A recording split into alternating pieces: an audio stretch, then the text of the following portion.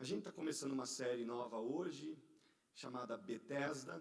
Essa palavra é uma palavra composta, ela não é uma palavra nem grega nem hebraica, é uma palavra de origem aramaica, que significa casa de misericórdia. Então esse Beit do aramaico, sempre quando você vê, ele é geralmente composto. Então, Bethlehem é casa de pão, Betsaida é casa de peixe, Betesda, casa de misericórdia. Então, o Beit, no aramaico, ele é um composto, ele significa casa, e aí acaba tendo uma segunda palavra composta que traz um significado. Então, a gente vai falar propriamente dito esse mês sobre misericórdia. Então, esse nome foi só um pretexto para a gente falar sobre misericórdia, tá? Porque é um nome diferente, é um nome chamativo, bonito, inclusive, e bíblico, né? Então, a gente vai falar, o Espírito Santo vai dirigir as nossas vidas, os preletores aqui desse mês, para falarmos e meditarmos sobre misericórdia.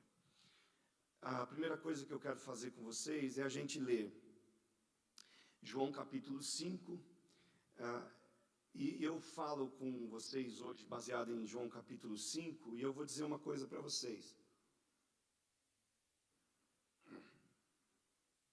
É quase que um segredo. O João capítulo 5 se tornou a passagem mais, como é que eu posso chamar? Talvez predileta minha na Bíblia. E claro que não é a mais profunda, claro que não é, mas para mim foi algo especial. Deus me deu uma mensagem há muitos anos atrás, aqui em João capítulo 5, numa madrugada, enquanto eu estudava para ir pregar num presídio no Brasil, em São Paulo. E eu preguei na manhã, naquela madrugada, Deus me deu a mensagem, e eu estudei, anotei, e no dia seguinte fui para o presídio. Não usei nenhum tipo de recurso, nem papel, nem iPad, eu guardei os tópicos no coração e fui com a Bíblia, né? Você não vai entrar no presídio com um computador, não vai entrar com um iPad e tal, mas Deus me deu aquela mensagem. Foi uma experiência tão incrível que eu vivi ali naquele lugar, pregando aquela palavra, e eu vi assim algo tão de Deus, porque você falar de misericórdia no presídio realmente é o melhor assunto para se falar.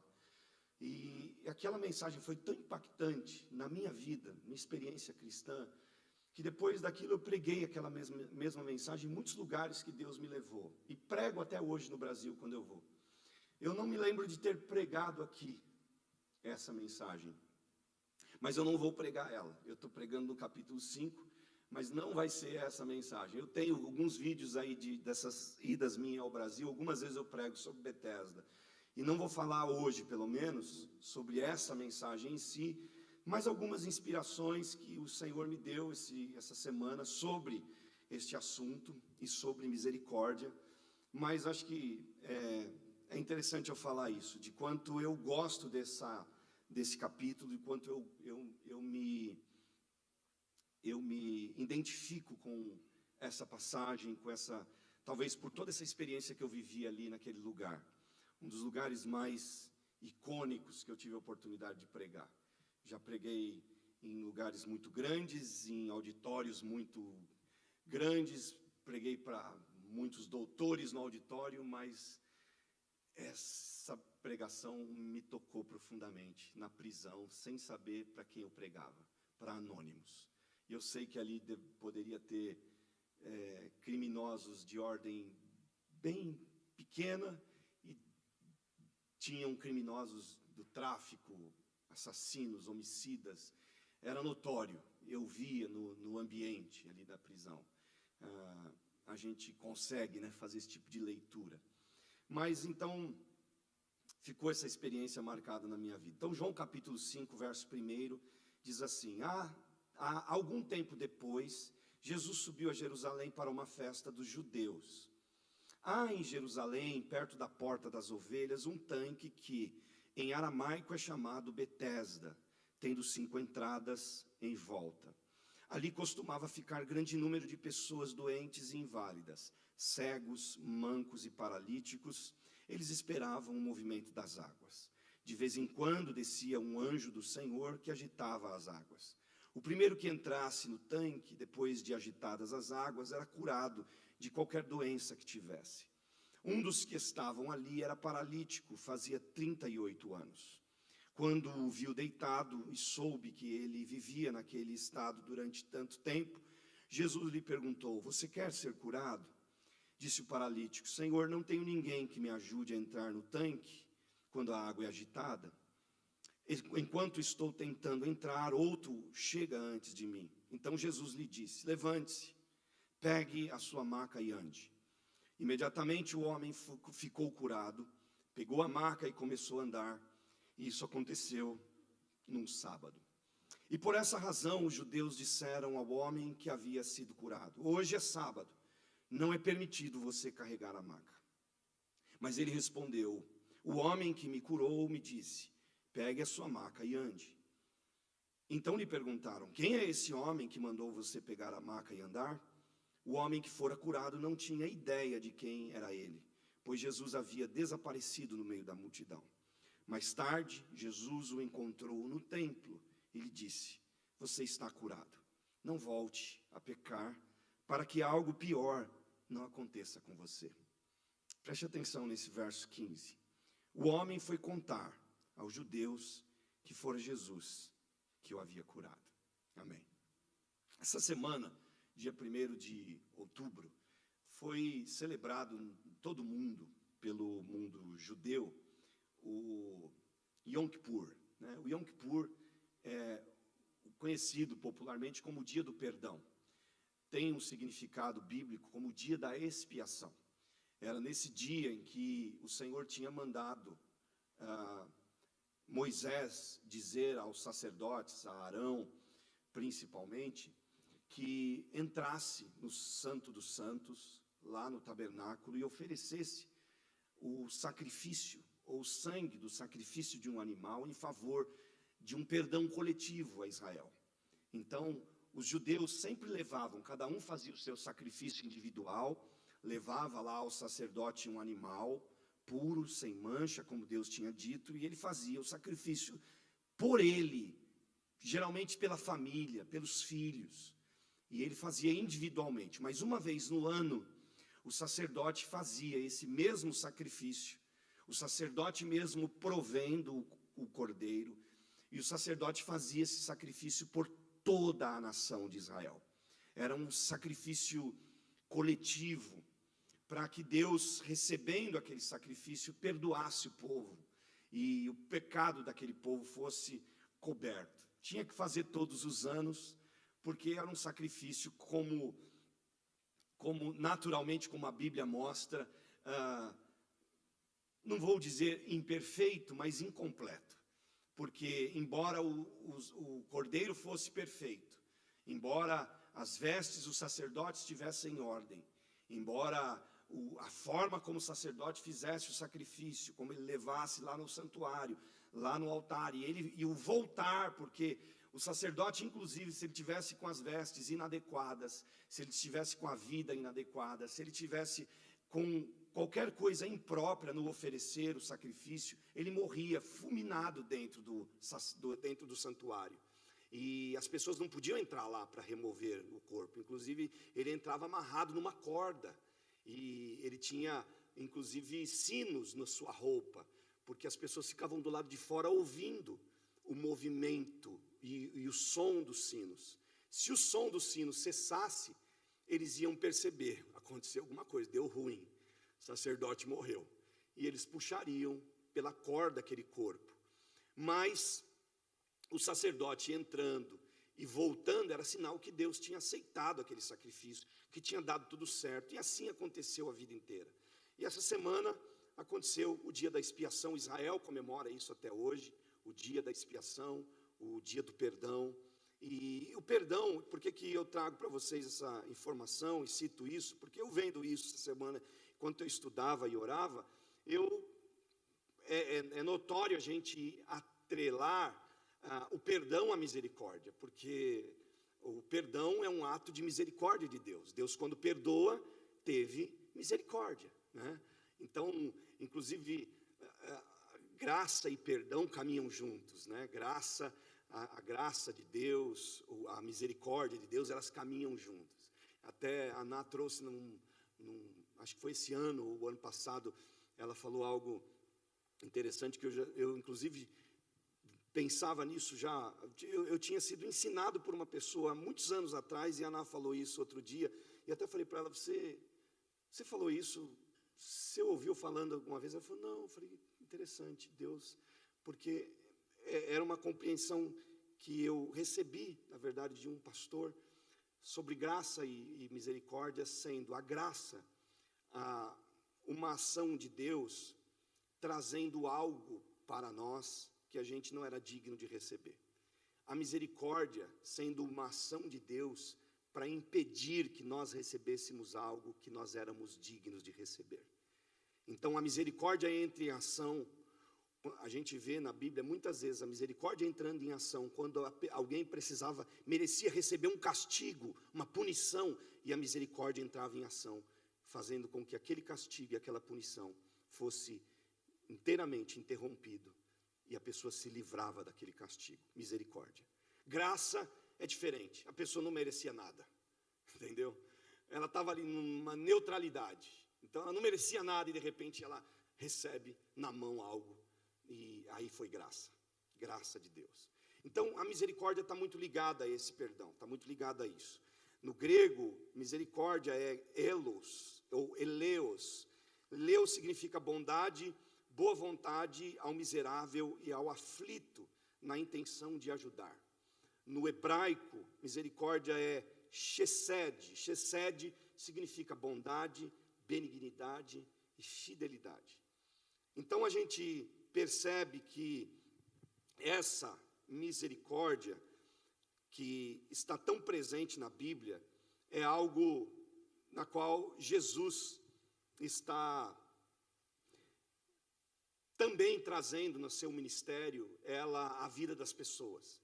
Tudo que Jesus faz, como ele vive, é revelando o Pai e revelando o quanto misericordioso é o Pai, o quanto misericordioso é esse Jesus. Todos os milagres que Jesus faz na Bíblia é ato de misericórdia, é ato de bondade, é ato de benignidade, é ato de graça. Jesus cura, ressuscita, e é tanta gente que vai a Ele e vai pedindo o quê? Misericórdia. Você se lembra do cego de Jericó? Que gritando ele dizia, tem misericórdia de mim, filho de Davi. Ou filho de Davi, tem misericórdia de mim. Esse era o grito daquele homem. Jesus para e cura aquele cego de nascença. E tanta gente mais, tantos milagres, a misericórdia de Deus agindo. Como Jesus manifesta a sua misericórdia ao longo da história. Mas como Jesus manifesta a misericórdia dele na vida desse paralítico, traz para a gente algumas lições. E o Espírito Santo me desperta em algumas delas. Que traz para mim impressão, que traz para mim grande impacto na minha vida nesses dias, o Senhor me mostrando até de uma forma diferente daquilo que é a mensagem que eu falei para vocês, que é a mensagem principal que eu tenho como experiência de vida. E eu quero compartilhar exatamente isso com vocês. Como Jesus manifestou a misericórdia na vida do paralítico que está vivendo na casa da misericórdia. A primeira forma e exemplo de manifestar a misericórdia é que Jesus mostra que a misericórdia não é uma representação exterior, mas é um profundo modelo de vida. Então, misericórdia, em primeiro lugar, não é uma representação exterior, mas é um profundo modelo de vida. Por quê? Porque esse lugar chamado Betesda, ele tinha uma representação exterior. Que representação exterior tinha Betesda? ela tinha um nome. Ela chamava Casa de Misericórdia. Mas essa Casa de Misericórdia não está atuando de uma forma profunda. Ela não está em si conseguindo viver um modelo profundo de misericórdia para as pessoas que vivem ali. E por que ela não está? Por causa de algumas coisas que o texto fala do que acontece nessa casa. O texto fala isso para a gente. A gente está lendo e a gente vai descobrindo os segredos desse lugar. O primeiro segredo desse lugar é que a Bíblia diz que havia neste lugar aqui um tanque que tinha 5 entradas. E todas as pessoas ou a primeira pessoa que descesse nas águas, depois de um movimento das águas pelo um anjo, e João usa o termo, inclusive, anjo do Senhor. E isso é discutível, porque se você for buscar, há muitos estudos que dizem que esse lugar era um lugar pagão. E eu não duvido, porque João é o único que fala de Betesda. Não tem nenhum outro autor bíblico que fala desse lugar. Só João falou dele. Lucas não falou, não recebeu informação disso. Se recebeu, o Espírito Santo não deixou Lucas colocar. Marcos não falou, Mateus não falou, nenhum dos apóstolos falam nas cartas. Jesus não deu a bola para Betesda. Jesus não deu a mínima bola para esse lugar. A única vez que Jesus passa nesse lugar é agora. Então, esse lugar que é chamado de Casa de Misericórdia, eu vejo como um engodo, como uma mentira. E por que isso está claro que é uma mentira?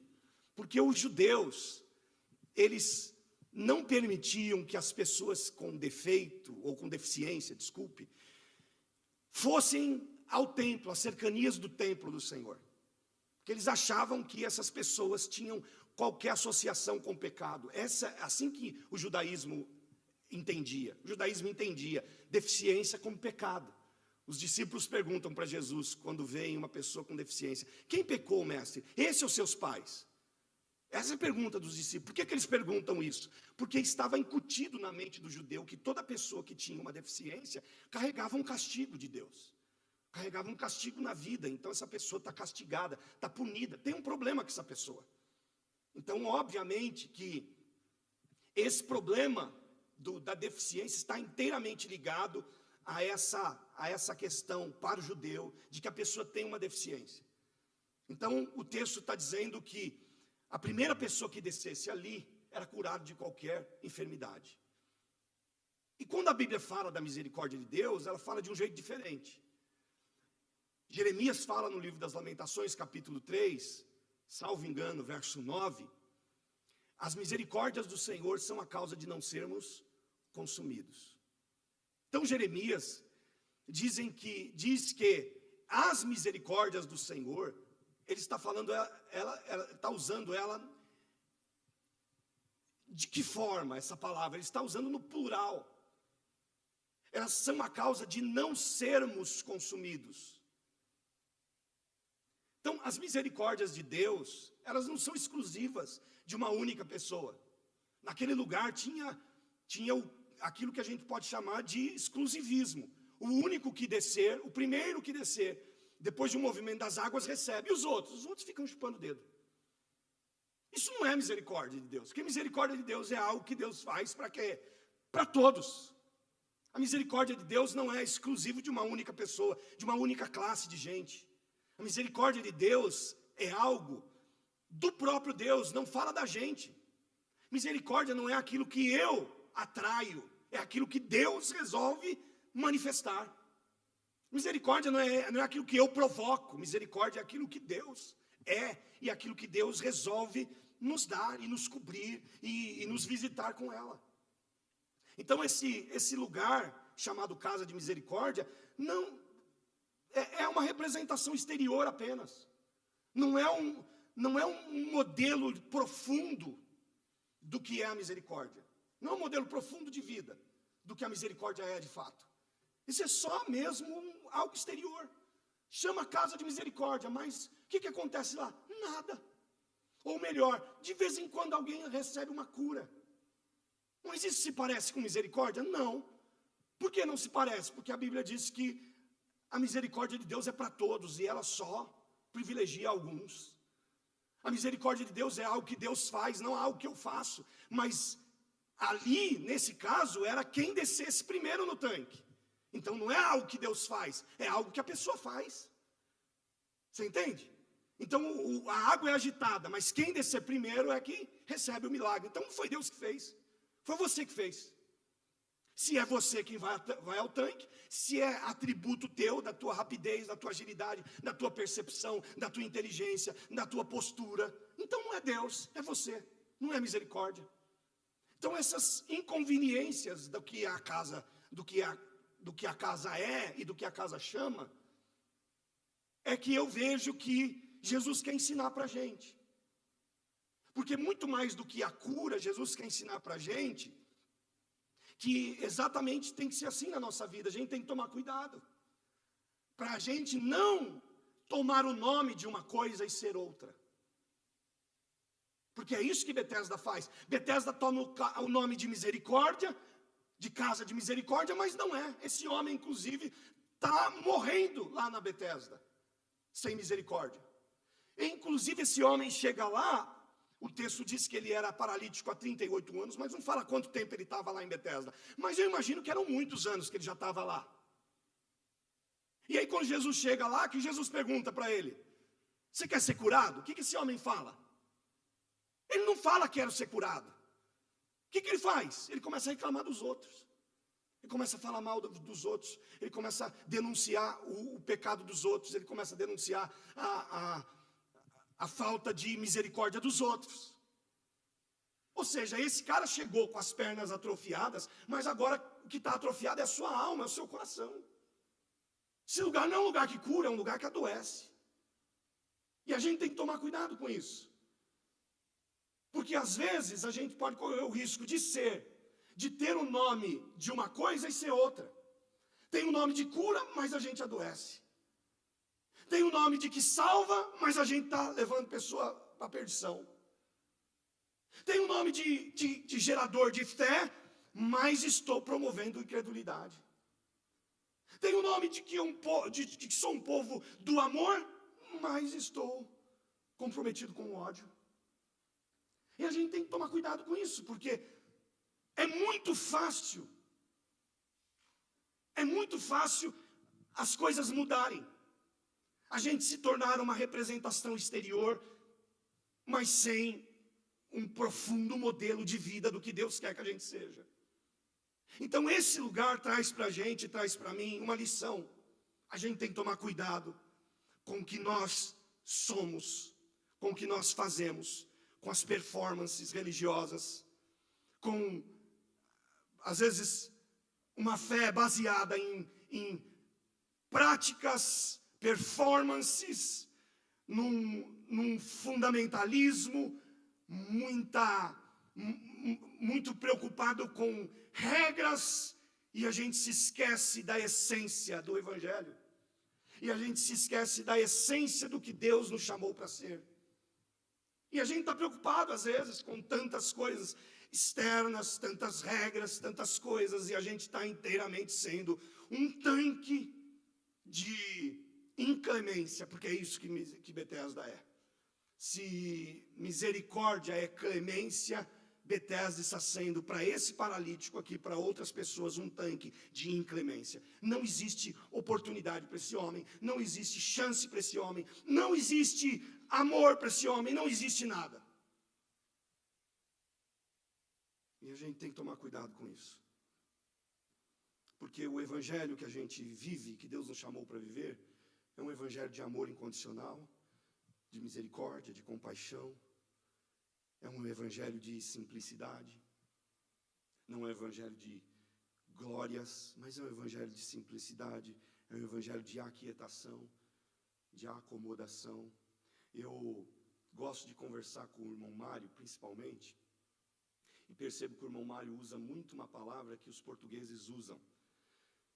E eu tenho um outro português que eu ouço muito, e não vou falar quem é, mas a Lavínia sabe. E o português usa muito a palavra contente. Então o brasileiro usa muito, você está feliz? Algumas vezes alegre. Não, o português fala muito, estou contente. E eu gosto dessa palavra porque essa palavra vem de contentamento. E hoje eu fui, o irmão Mário falou ali comigo enquanto a gente orava, e antes da gente orar ele falou alguma coisa que deixa ele contente. Enquanto ele falava, eu nem contei para ele, enquanto ele falava eu fui no contentamento da vida dele. E o Evangelho faz isso, o Evangelho promove contentamento na gente. A misericórdia de Deus promove contentamento. Esse homem não está contente, não existe contentamento dele, sabe por quê? Ele está num lugar que tem nome de misericórdia, mas a misericórdia está longe dele. A misericórdia não alcança esse homem, porque essa casa, o problema não está só nele, o problema também estava nele, a gente vai ver no segundo tópico. O problema também estava nele, mas o problema não estava só nele, o problema também estava no lugar. O lugar tinha nome de misericórdia, mas era um lugar inclemente. Se você algum dia chegar num lugar que tem um tipo de nome, mas que se comporta de outro, abra os olhos. Porque não é essa a essência da vida de Deus com a gente. A gente tem que olhar, esses dias a gente estava num grupo pequeno, e a gente teve a oportunidade de conduzir aquele estudo, e eu comecei a falar com aqueles irmãos. A gente tinha falado sobre aliança, né? E falamos sobre Jesus lavando os pés. E aí, antes de Jesus lavar os pés, o que ele faz? Ele tira a capa. E a gente se pegou nisso e eu comecei a falar com ele. Jesus tirou a capa. Por quê? Porque tem ações do Evangelho que não podem ser feitas com determinados tipos de capa. Não combina. Não combinava a capa do mestre fazendo um papel de escravo. Então, para ele fazer o papel de escravo, ele teve que tirar a capa do mestre. E às vezes a gente quer carregar as duas coisas. A gente quer ser servo, mas a gente não quer abandonar o desejo de ser mestre e senhor. A gente não quer abandonar essas grandezas que nos perseguem, que nos tentam na vida. E aí comecei a falar com o pessoal e disse assim: o que vocês veem na sua vida, ou até mesmo na vida da igreja? Quais as capas que vocês acham que poderiam ser tiradas? E foi legal, porque a gente ouviu muitas capas que foram citadas ali, naquele grupo. E a gente viu, e oramos, e pedimos a Deus perdão, até mesmo representando a igreja. Deus perdoa-nos como igreja por algumas vezes a gente ter se comportado de um jeito que não é o que o Senhor quer, com uma capa indevida, como igreja. Então eu também não estou falando aqui ciente de que a igreja da qual eu faço parte, a Casa Church, é perfeita. Eu sei que nós não somos perfeitos. Eu conheço parte das nossas deficiências, mas eu não estou conformado em nós carregarmos alguns tipos de deficiências, ou qualquer que seja. Eu quero que as capas, falando da igreja, na condição de pastor, eu quero que as capas que não combinam com aquilo que Deus nos chamou para viver e para exercer, sejam tiradas todas de nós. A partir de mim, que estou aqui em cima, até o próximo irmão que chegar no próximo culto, novo, na fé. A gente tem que se desvencilhar de tudo aquilo que é capa, que não serve para a gente e que não combina com a gente. E é isso que é a Betesda. Ela fala de misericórdia, ela diz que ela é casa de misericórdia, mas ela é um verdadeiro lugar de tormenta para esse homem e para alguns outros. Casa da misericórdia. Pode ser casa da misericórdia, mas nunca de Deus. Porque esse é o detalhe também, né? Chamava casa de misericórdia, mas não casa da misericórdia de Deus. E às vezes a gente atribui, porque como o texto diz que um anjo do Senhor, então a gente diz, era a casa da misericórdia de Deus. Não era. Os homens colocaram um nome bonitinho, para que as pessoas se conformassem com aquele lugar. Porque um nome bonito faz a pessoa se aquietar. Então às vezes é o Bolsa Família. É um nome bonito, parece legal, parece que cuida, parece que está se importando, certo? Parece, mas é só um embrulho.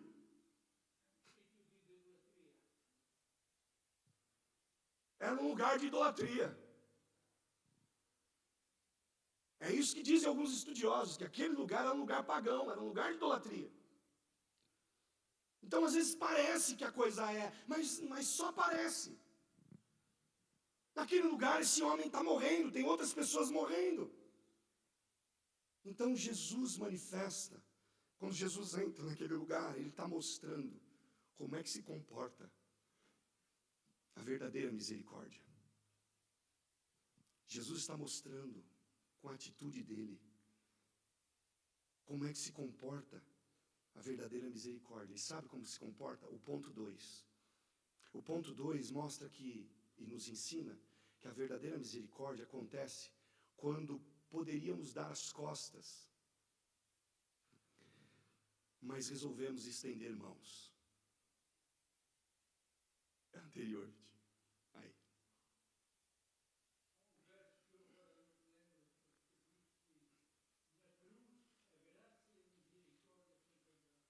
Yeah. E eu também não. Também não.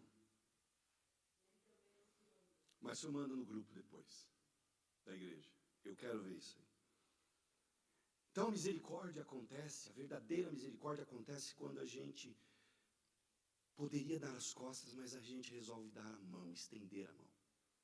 E quando veio a prova da arte, da empresa que desenvolve as nossas artes, vieram com uma prova e a Ana disse, vê se vocês gostam. Aí eu olhei e aí a Ana disse, o pessoal está pedindo sugestão. Aí eu lembrei dessa imagem que eu mandei fazer umas bíblias no Brasil com capa de couro personalizada e eu vi como uma das opções era esse desenho de um braço segurando o outro, de uma mão segurando pegando no antebraço de alguém, que é o que está aqui na foto.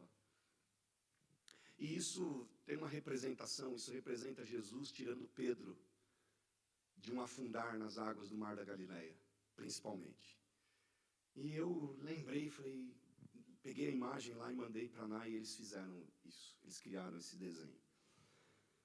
Porque misericórdia, Jesus ensina quando ele passa aqui, que misericórdia acontece quando a gente podia dar as costas, mas a gente resolve estender a mão. Por quê? Porque quando Jesus pergunta, você quer ser curado? E aquele homem, o que aquele homem faz? Aquele homem começa a vomitar um monte de coisa. Aquele homem, ao invés de deixar Jesus animado para curá-lo, deixa Jesus desanimado para ajudá-lo. O que você quer que eu faça? Senhor, porque não tem ninguém que me ajuda, só tem gente que não liga para mim, nesse lugar não dá, porque o fulano... Jesus olha e diz, que tipo de gente é essa pessoa?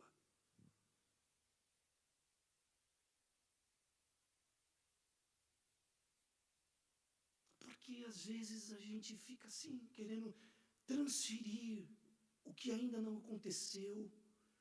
A gente fica querendo transferir o que não deu certo na nossa vida para o outro, responsabilizando o outro.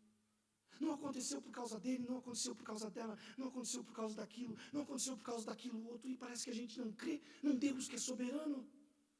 E parece que a gente não acredita num Deus que nos conduz, num Deus que é conosco, que é por nós. Que não existe nada nessa vida que pode roubar de você a bênção que Deus determinou para você ter. Não tem ninguém que pode impedir, não tem homem, não tem governo, não tem mundo, não tem diabo, não tem nada. Paulo diz, não tem nada que pode separar a gente do amor de Deus. E o estar no amor de Deus já começa por aí, é a principal conquista da nossa vida, estar no amor. Porque eu posso conquistar qualquer coisa, mas se eu sair do amor, eu estou perdido, eu estou furado, a minha vida está furada. Então, Jesus tinha tudo para nesse dia virar as costas e deixar esse cara dizendo assim, quer saber, esse cara nasceu para ser paralítico, vai morrer paralítico. Essa é a ideia. Esse é o conceito de um mundo sem misericórdia. A misericórdia acontece quando a gente podia dar as costas, mas a gente estende mão. A misericórdia acontece quando você poderia desistir daquela pessoa que você está, que Deus colocou no seu caminho, e aí Deus diz assim, insiste. A misericórdia acontece quando você podia abandonar quem te desprezou, quem te chateou. A misericórdia acontece quando você podia deixar aquele parente, deixar de mão, abrir mão, dizer, quer saber, que se lixe. E aí você faz diferente, e você intercede por ele, e você ama ela, e você insiste naquele outro. A misericórdia acontece quando esse tipo de atitude é despertada na gente. Abandonar um homem que vivia uma vida de obstinação.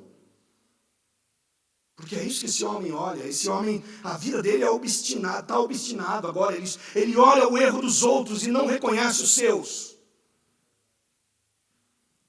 Tanto que Jesus, quando se encontra, o capítulo 15, o versículo 15, que eu falei para vocês prestarem atenção, não é nem para esse contexto aqui, mas o que Jesus fala no verso 15? Não, no verso 14. Mais tarde, Jesus o encontrou no templo e disse para ele, não volte a pecar. Jesus denuncia, o problema maior desse homem não eram as pernas atrofiadas, era o pecado dele. E esse homem que é um pecador, está denunciando pecadores. Esse homem que tinha uma grande dívida, um grande pecado, está falando do pecado dos outros. Está falando do pecado que abandonou, está falando do pecado que foi indiferente, está falando do pecado. Ele está falando das pessoas. Deixa eu dizer uma coisa para vocês, irmãos. Deus não gosta de gente que fala do pecado do outro. Deus não gosta de gente que... Deus não gosta da atitude quando a gente fala do defeito do outro. Deus não gosta quando a gente se reúne para falar da deficiência desse ou daquele, do que o que deixou de fazer, daquele que fez demais ou que fez de menos. Tanto que isso é desprezível para Deus, que Jesus não deu nem bola porque esse cara falou. Jesus nem disse, e quem foram? Quantos? Perceba que coisa, cara. Como é que fazem isso com você? Jesus não deu nem bola. Esse cara está perdendo tempo.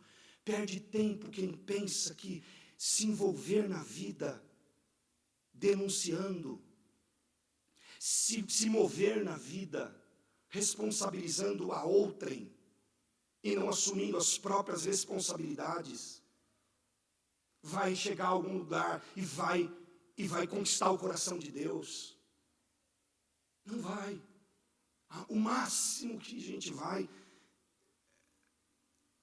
é alcançar a misericórdia, mas alcançar o estado de alguém que representa a misericórdia, a gente vai estar longe. E eu vou falar uma coisa para vocês, você já alcançou a misericórdia, está na hora de você, a gente já alcançou a misericórdia, está na hora agora da gente ser misericórdia. Você entende? Agora o papel mudou. Você não é mais um miserável que precisava a todo custo da misericórdia de Deus. Ela já te cobriu, ela já te cercou, ela já te abençoou. Agora está na hora de você ser essa misericórdia. Agora está na hora de Deus ser essa misericórdia. Então Jesus não vira as costas, porque isso é que é a misericórdia. Esse homem merecia um virar de costas? Merecia. Um falastão, o mimimi, ele é esse tipo, mas a misericórdia é tão maravilhosa que Jesus estende mão ao invés de dar costas. Jesus prefere dar uma oportunidade de arrependimento para ele. Prefere dar uma oportunidade daquilo que Jesus fala em Mateus 9 e em Mateus 12. Mateus 9 é Jesus chamando Mateus, o próprio Mateus, para ser discípulo, para segui-lo.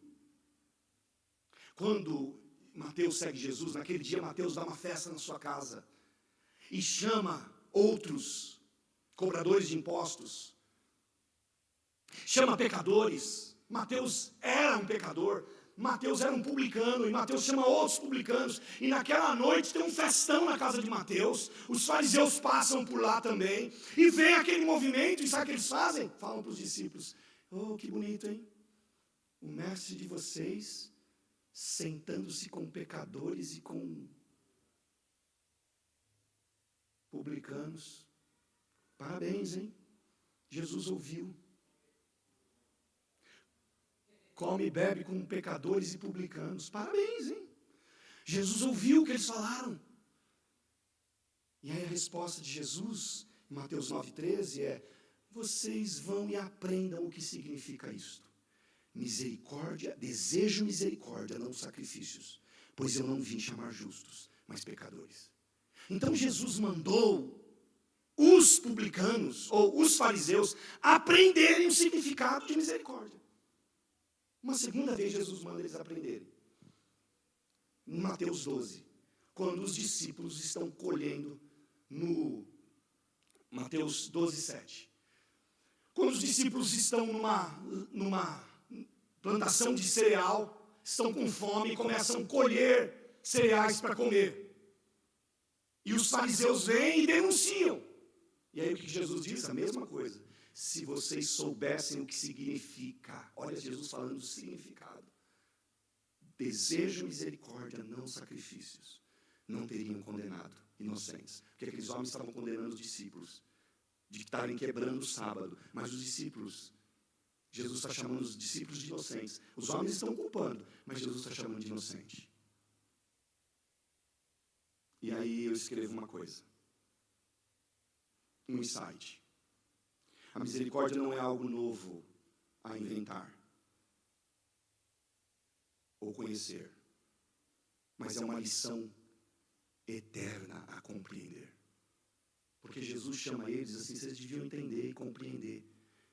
E quando Jesus fala, se vocês deviam compreender o que significa, Jesus está citando o texto que Deus usa Oséias para falar, Oséias capítulo 6, verso 6. Foi Oséias que Deus usou para dizer: desejo misericórdia e não sacrifícios, Oséias.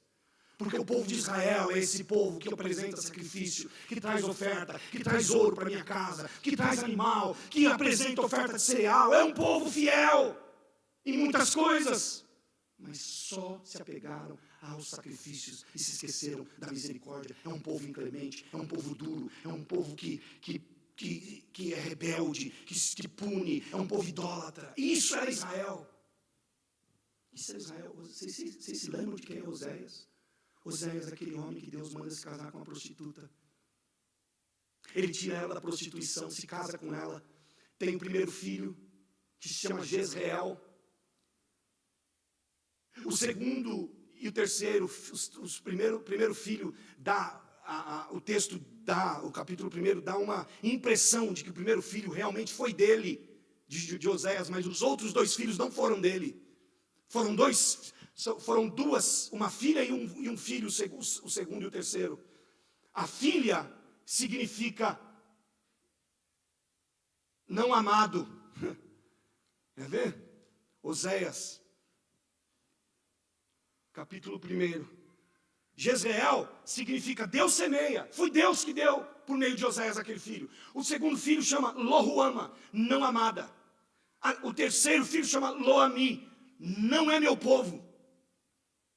E tudo indica que esses outros dois filhos aqui eram filhos de homens, fruto do adultério de Oséias, ou da mulher de Oséias, de Gomer. E Gomer, que já veio trazido da prostituição, agora é mulher desse homem, volta para a prostituição. E aí lá no capítulo 3, Deus diz para Oséias: Oséias, sabe o que eu quero que você faça? Vá, trate novamente com amor sua mulher, apesar dela ser amada por outro e ser adúltera. Deus manda Oséias ir lá buscar ela de novo. Traz ela. Traz ela. Ela volta. Oséias a ama, a restaura. Aceita. E Deus falou, sabe por que eu fiz isso? Para mostrar que Israel está fazendo o mesmo. Vocês, Israel, são o que a mulher de Oséias é para ele. Eu trouxe vocês, eu limpei vocês, eu purifiquei vocês, tirei vocês do Egito. Vocês se tornaram um povo exclusivo meu. Sabe o que vocês fizeram? Quando vocês tiveram segurança, vocês voltaram-se para os deuses, vocês se voltaram à idolatria de novo. Naquela época, idolatria era quando eles buscavam deuses de outras nações para adorar, para prestar oferta, para fazer alguma coisa, para serem alguém, para serem grandes. A idolatria de hoje mudou, irmãos. A idolatria de hoje, a idolatria da nossa infância, era o católico que se ajoelhava na frente de um santo, acendia vela para um santo, que a Bíblia condena, está cheio de condenação de versículos. É idolatria? É idolatria. O que o Israel fazia? Mas a idolatria de hoje mudou. A compreensão da idolatria é muito mais profunda do que isso. Idolatria é eu tirar Deus do lugar onde Deus deve estar e colocar eu. A maior idolatria que a gente faz não é a outro alguém, mas é a nós mesmos. O maior ídolo da nossa vida não é o outro, somos nós. É o ego, é o eu. E Jesus está dizendo para eles, vocês são muito bons, parabéns. Vocês gostam de condenar e olhar o erro das pessoas, mas vocês não sabem que o que eu quero é que vocês entendam o significado de misericórdia. Sabe qual que é o significado de misericórdia? Deus mandou Oséias perdoar uma mulher adúltera, trazer de volta, amá-la, cuidar dela. Deus fez o mesmo com o seu povo. Deus disse, eu vou fazer com vocês de novo. Eles foram levados pelos assírios, mas Deus trouxe eles de novo, os amou, cuidou deles, continuou sendo o povo de Deus. Até hoje Israel é o povo de Deus, por causa de uma promessa que Deus fez para Abraão. Ou seja, Deus continua sendo misericordioso e amando a gente. Terceiro lugar e último, a misericórdia é mais sobre o estado e acesso do que sobre condições. A condição de não paralítico, olha só, a misericórdia é mais sobre estado e acesso do que sobre condição. Qual que é a condição desse homem? Antes do milagre? Paralítico. Mas qual que é o estado desse homem? Pecador. Homem do pecado. Qual que é o acesso desse homem? Esse homem parece o Corinthians na Libertadores, acesso negado. Acesso negado. Pode entrar no templo? Não. Pode ir lá no templo? Não. Pode? Não. Esse é o teu acesso. Está negado, você não vai. Qual que é o teu estado? Pecador. E qual que é a tua condição? Condição de aleijado, de paraplégico, de paralítico. Então a condição de não paralítico agora depois da cura, porque Jesus cura ele, e agora ele não tem mais a condição de não paralítico. Mas aí o verso 15, o verso 14, Jesus disse, mais tarde Jesus o encontrou no templo e disse, não peques mais. Não peques mais. Jesus não dá importância às pernas, à atrofia das pernas. Jesus dá importância ao estado do ser desse paralítico, desse ex-paralítico. O estado é que agora você não é mais pecador. Agora você não é mais homem do pecado. Agora você é uma criatura de Deus, alcançado pela misericórdia. Agora você é um abençoado. Agora você não é mais um maldito. Agora você não é mais um desgraçado. Agora você é um bendito de Deus. Agora você é um amado de Deus. Agora você é um perdoado por Deus. A condição desse homem agora muda. O estado mudou também. Mas o estado não é destacado por Jesus. O que é destacado por Jesus é a condição. O que é destacado por Jesus é o estado, não é a condição. Porque a condição, tem tanto paralítico, crente em Jesus, fiel a Deus indo para o céu. Tem tanto cego, crente em Jesus, fiel a Deus, indo para o céu. Condição. Mas qual que é o estado? Purificado, perdoado, abençoado no Senhor. Então, não importam as condições. O que importa é o estado. Jesus disse: não volte a pecar. Não volte a pecar significa que misericórdia é o importante. Significa, não é o milagre da atrofia das pernas o mais importante, mas é o milagre da atrofia do coração que foi o mais importante de ser realizado. Não volte a pecar, fala disso. Fala que o que mais importa para Deus não é o milagre da atrofia das pernas que eu preciso, mas é o milagre da atrofia da alma, do coração. Não é a próxima conquista que eu sonho, que eu desejo, que para Deus mais importa. O que mais importa para Deus é o quanto eu estou agora sendo uma representação da misericórdia dEle, o quanto eu sou uma extensão da misericórdia dEle.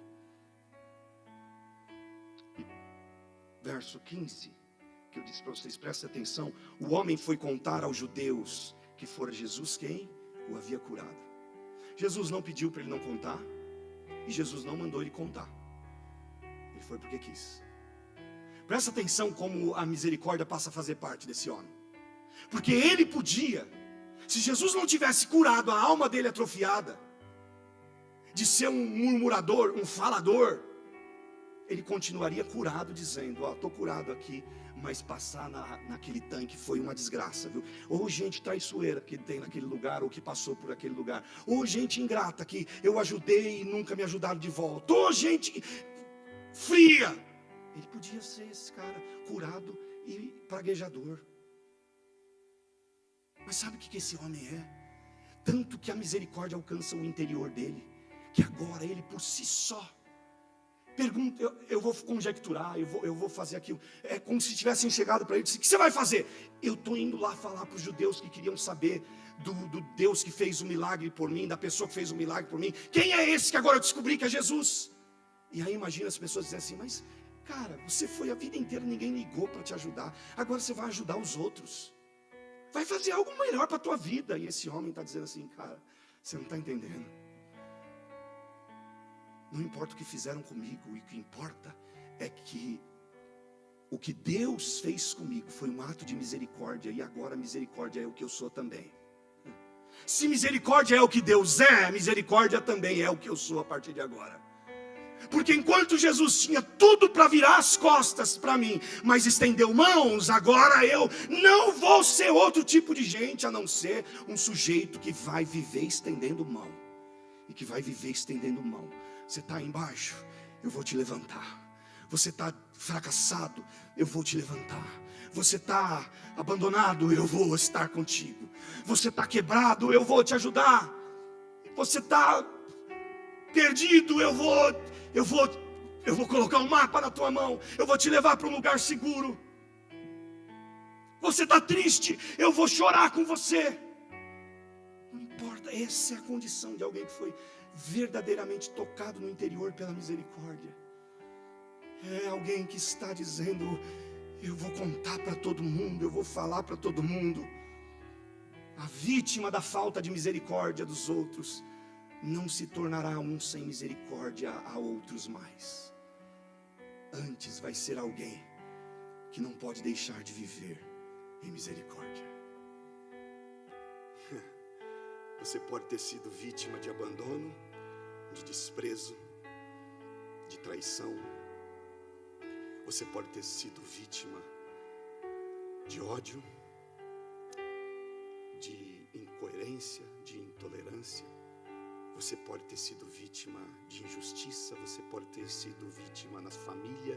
Você pode ter sido vítima no emprego. Você pode ter sido vítima na nação, com o governo da nação que você vive. Você pode ter sido vítima até na igreja que você serve a Deus. Mas eu quero dizer para você: o teu lugar não é de vítima. O teu lugar é de alguém que foi alcançado pela misericórdia de Deus.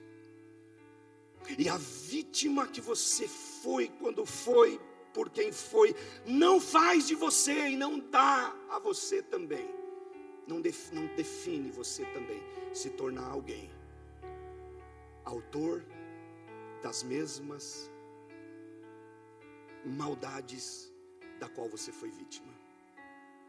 Sabe, tipo gente que, eu firo porque fui muito ferida. Eu sou grosso porque é assim que eu fui tratado a vida inteira. Não, nós fomos alcançados por um Deus cheio de misericórdia. E o padrão da nossa vida está em Deus. O padrão da vida de vocês não é outro senão Cristo, a verdadeira misericórdia. Não é a Betesda. A Betesda hoje é ruína. Quando você for a Israel, e se Deus quiser a gente vai junto em breve como igreja. Quando você for a Israel, você vai ver lá em Betesda, só tem ruína, só tem buraco, escavação, nada de água, nada de nada, não tem milagre nenhum acontecendo. E é por isso que eu falo que Betesda não era a casa da misericórdia de Deus. Sabe por quê? Porque só tem ruína. E a Bíblia diz assim: as misericórdias do Senhor não têm fim.